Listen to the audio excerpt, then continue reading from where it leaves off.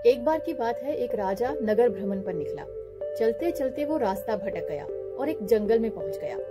राजा भूख प्यास से व्याकुल हो रहा था। तभी उसकी नजर एक झोंपड़ी पर पड़ी। ये झोंपड़ी एक लक्कड़हारे की थी। लक्कड़हारे ने अपने अतिथि की पूरी आवभगत की। तब तक लक्कड़हारे को यह भी नहीं पता था कि वो राजा की सेवा कर रहा है, क्योंकि राजा भेष बदलकर नगर घूमने निकला था। चलते समय राजा ने उसे बताया कि मैं इस देश का राजा हूँ। राजा बोला, मैं तुम्हारी सज्जनता से बहुत प्रभावित हूँ, इसलिए मैं तुम्हें चंदन का एक वन देता हूँ। ये कहकर राजा वहां से चला गया।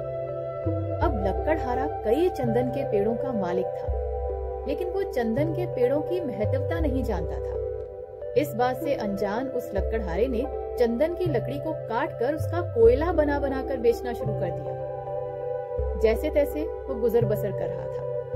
धीरे धीरे सब पेड़ कट गए। आखिर में सिर्फ गिनती के पेड़ बच गए। एक दिन बहुत तेज बारिश होने लगी, इसलिए वो चंदन की लकड़ी का कोयला नहीं बना पाया। उस दिन उसने सोचा, चलो सीधे लकड़ी ही बेच आता हूँ, कुछ तो मिल ही जाएगा। ये सोचकर जब वह बाजार में चंदन की लकड़ी लेकर पहुंचा, तो उसकी सुगंध से प्रभावित होकर कई लोगों ने भारी मूल्य देकर वो लकड़ी खरीद ली। लक्कड़हारा बहुत हैरान हुआ। आखिर उसने एक खरीदार से इसका कारण ही पूछ लिया। तब उसे मालूम पड़ा कि ये तो चंदन की लकड़ी है और बहुत मूल्यवान है। अब तो लक्कड़हारा अपनी नासमझी पर बहुत पछताया।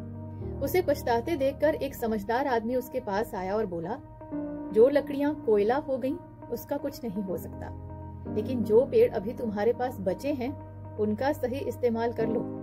सोचो, अगर वो भी ना बचे होते तो क्या करते? लक्कड़हारे को थोड़ा धीरज बंधा और वो वापस चला गया। अब वो बाकी के चंदन के पेड़ों को नई दृष्टि से देख रहा था, जिनसे उसका उद्धार हो सके। सिर्फ लक्कड़हारा ही नहीं नासमझ था, हम सब भी उसके जैसे नासमझ हैं। परमात्मा रूपी राजा ने हमें दुर्लभ मानव तन रूपी चंदन का वन दिया है, लेकिन हम चंदन वन के पेड़ों की तरह अपनी एक एक सांस को काम, क्रोध, लोभ, मोह की आग में जलाकर कोयला बना रहे हैं। इसलिए अब जो थोड़े बहुत पेड़ यानी सांसें बची हैं, उनका सदुपयोग कर लेना चाहिए, वरना ये ना हो सभी सांसें खत्म होने पर समझ आए कि इस मनुष्य जीवन का क्या मोल था। हमारे जैसे ही हर मनुष्य का जीवन भी उतना ही मूल्यवान है जितना कि हमारा। उनके जीवन को भी चंदन की लकड़ी समान आदर दीजिए, तभी हर और सुगंध होगी, वरना नफरत की आग जब फैलेगी तो रास्ता नहीं पूछेगी।